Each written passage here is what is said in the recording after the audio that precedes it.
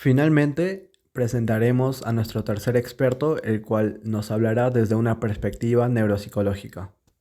Muy buenos días, bienvenidos a nuestro canal. Nos encontramos con la psicóloga, docente en la Universidad Continental del curso de Neuropsicología, el cual nos va a proporcionar cierta información, la cual nos va a servir de mucho. Buenos días, psicóloga. ¿Cómo estás? Muy buenos días. Como primera pregunta le tendría, ¿cómo afecta la violencia de género al cerebro y al desarrollo neuropsicológico a las víctimas que han tenido violencia, tanto psicológica como mental? Ok, cuando nosotros hablamos del enfoque neuropsicológico, entendemos que el cerebro, como la estructura más básica que nos permite ser lo que somos como seres humanos, y esto está afectado por situaciones de violencia, por estar dentro de contextos de violencia que pueden ser a nivel intrafamiliar o fuera de estas, pues podemos encontrar que hay una seria afectación a nivel de lo que es los neurotransmisores particularmente, y podríamos hablar incluso de hormonas que van a estar alterando el comportamiento de las personas que viven bajo situaciones de violencia, como es la hormona del cortisol. Y si hablamos de esta hormona del cortisol, definitivamente es una hormona que puede generar respuestas en la persona que es víctima de violencia, que estén orientadas hacia la sumisión, hacia una situación constante de vivir en miedo con un estrés negativo bastante alto. Esto implicaría claramente en lo que es el desempeño de la conducta, que es lo que nosotros vemos. Sin embargo, a nivel neuroquímico se está operando una serie de modificaciones para establecer justamente esos patrones conductuales que pueden ser aprendidos, que de alguna manera se normalizan ya, y que finalmente vemos en una sociedad pues donde esta persona que ha sido violentada inicialmente también puede terminar como una persona que ejerza violencia sobre otros. Claro. Y bueno, psicóloga, ¿qué intervenciones neuropsicológicas han sido efectivas en la rehabilitación de estas víctimas en cuanto a la violencia de género?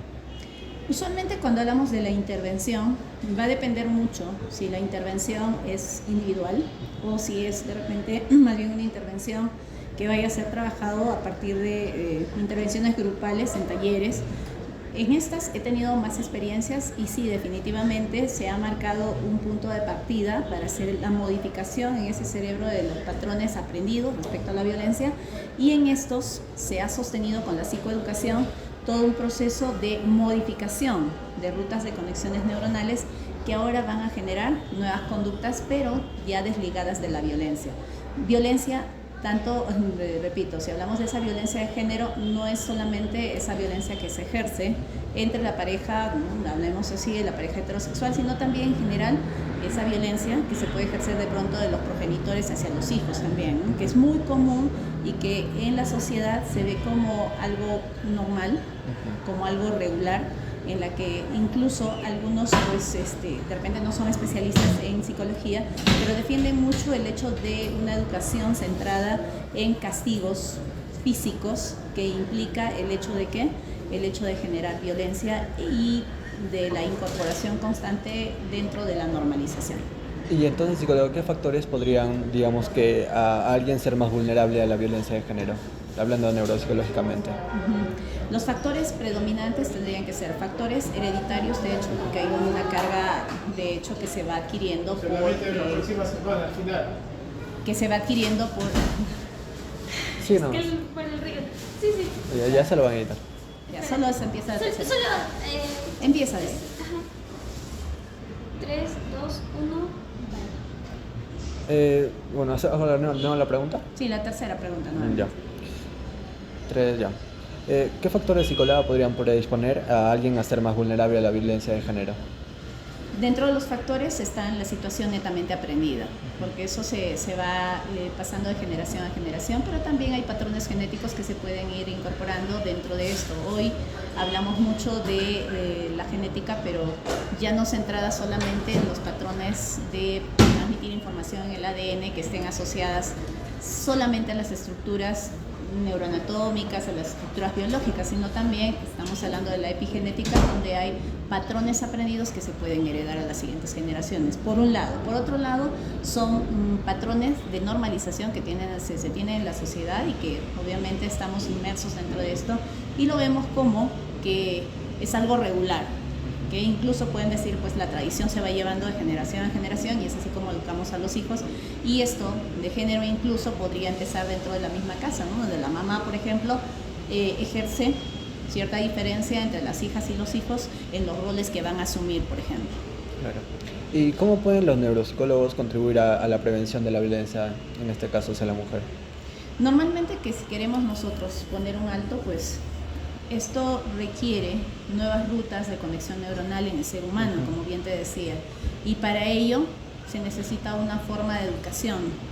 Incluso dentro de los patrones de crianza se tienen que establecer nuevas formas en las que no se diferencia mucho entre lo que es un varón y una mujer respecto a roles, pero también que se tenga bien claro que esa mujer es una mujer como cualquier otra que puede ejercer cualquier otra función en la sociedad, pero que va creciendo con patrones de seguridad, con patrones y recursos que les permiten desempeñarse en el tiempo, y obviamente su cerebro se va a ver súper beneficiado porque va a generar ese empoderamiento que nosotros le llamamos instalado dentro de las estructuras neuroanatómicas y dentro de lo que corresponde netamente a sus funciones cognitivas. Claro.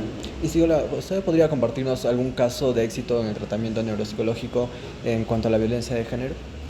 Definitivamente dentro de algún caso de éxito en particular es la rehabilitación individual que se trabajó con un adolescente, ¿ya? Que en este caso él era el agresor hacia la pareja que constantemente, con la que había compartido un par de años con esta pareja, pero definitivamente los roles iban de la violencia que eran interactuadas entre ambos.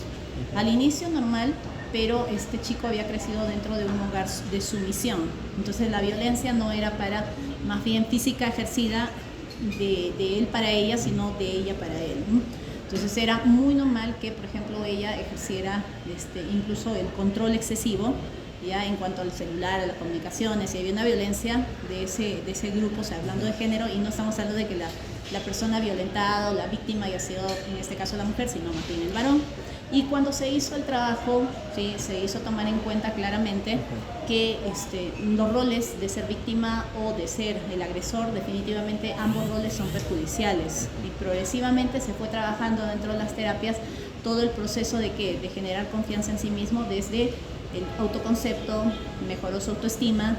Definitivamente se le hizo interactuar en talleres grupales donde también asumió roles que eran roles asignados en el momento, pero que les generaba el empoderamiento, y luego empezó esta persona a ser más asertiva, incluso en su comunicación, y hasta en poner los límites dentro de la relación que tenía con la joven. ¿Y qué test aplicó o qué pruebas aplicó para cambiar? Porque ¿cambió usted el patrón de comportamiento de esta persona?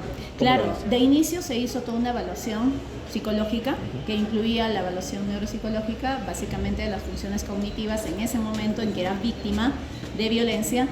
Más adelante se le aplicó otros instrumentos y se verificó claramente que una de las cosas que había cambiado era su autoconcepto, bien marcado, pero también habían cambios a nivel, por ejemplo, de... ¿Cómo está, doctor? Ya sí, eso lo cortamos. Ya, habían cambios propiamente que estaban centrados en el ser humano como tal, que se reconocía como valioso, que se reconocía como alguien que podía poner límites, como alguien que no iba a permitir más ser víctima de otras personas, y es más, ya no le tenía miedo a esta chica con la que finalmente terminó la relación por decisión propia, porque no era saludable para él estar envuelto dentro de una relación donde había mucha violencia, tanto psicológica como física. ¿Y la persona acudió a usted o usted se enteró de este caso por una tercera persona? ¿Cómo fue el abordaje? La persona llegó por derivación, definitivamente, porque dentro de las cosas que se le encontró, pues que definitivamente tenía agresión física marcada en su cuerpo, tenía hematomas, y bueno, cuando se le hizo la exploración, en la primera parte se encontró que había evidencias de violencia, y esta persona fue derivada a consulta para poder trabajar desde el caso, ¿no? Y cuando se hizo la exploración salió esto que les cuento, y finalmente pues no es tanto que vino, sino que dentro de lo que vivía lo había visto como algo normal. Pero qué importante sería que una persona, bueno, se automotive y diga, tengo este problema y quisiera ir a un psicólogo porque quiero cambiar, tanto para mí como para mi pareja, ¿no? Que es la persona que yo quiero. sería importante también esa evaluación por parte de uno mismo. De hecho, es muy importante buscar ayuda y es muy importante también hacer visible en la sociedad y en todas las esferas de la sociedad, tanto más en el mundo académico, nosotros que estamos aquí, pues hacer notar que la violencia es violencia y no tiene otra forma de mostrarse. Tiene indicadores claros de lo que es violencia y hasta dónde los límites están, obviamente siendo tan permisibles de unos a otros, donde el otro puede ejercer la violencia con facilidad. Por eso tengamos mucho cuidado y seamos conscientes de estar buscando ayuda para poder no estar en el rol ni de víctima ni tampoco en el rol de agresor, si es que se tratara de una relación donde se ejerce violencia. Claro. Y por último, psicóloga, me gustaría que nos dé un mensaje a todas las personas que nos están viendo, tanto para los que ejercen quizás la violencia como las personas violentadas, que últimamente en casos estadísticos se da que pues, la violencia lo hacían adolescentes, niñas, que ya tienen pareja y que, pues, ¿qué le podría decir a ellos? Lo más importante es que reconozcan realmente qué es violencia.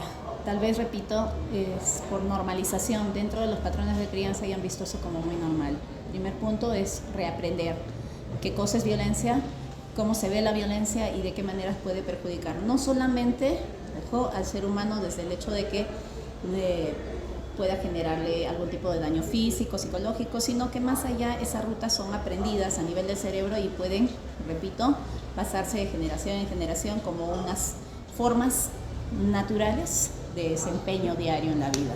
Entonces, lo más importante es que ustedes noten qué es violencia y reaprendan si es que es importante. Listo, muchas gracias, psicóloga. Hasta aquí nuestra información por parte del experto. Listo, gracias.